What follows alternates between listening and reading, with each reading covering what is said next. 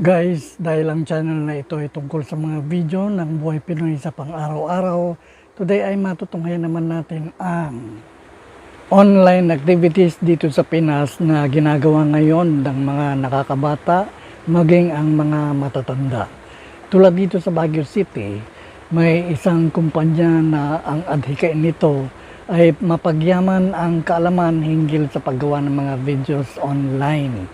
Ang National Institute of Information Technology or NIIT na matatagpuan sa Magsaysay Avenue dito sa Baguio City ay nagsagawa kamakailan lamang ng isang pa-seminar tungkol sa paggawa ng or paggamit sa Wikipedia platform.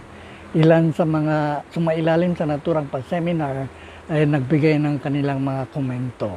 Pakinggan natin at panoorin natin sila.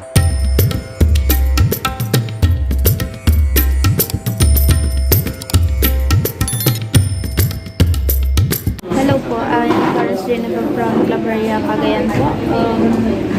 This event po is tungkol po sa Wikipedia. Since like needed po siguro for seminar na rin. Kaya po umattend kami. I'm Sedi Agede from Ilocos Norte. And this seminar po is about Wikipedia. Pag-edit po ng mga articles. Mga matutunan mo po sa Wikipedia.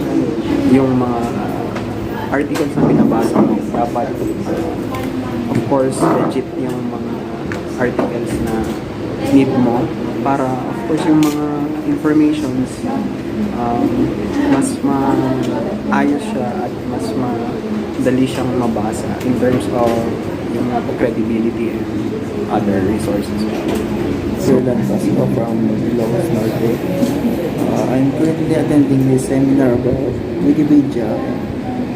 I want to learn more about this website because it helps a lot, especially in my studies, and also for those people who are curious about facts. About facts. Like kasi po matutulungan niya po kami sa kunyari po syempre po may mali-mali po dun na may mali po kunyari sa translation and pwede po namin mapalitan po para po sa rin po sa ibang tao parang tulong para hindi na po sila mahirap. Oh, it's very useful, informative, at we can use it in anything. We can use in finding a job, just like this younger ones. It's useful for them. Oh, I used to be in the business world, but since I want to try.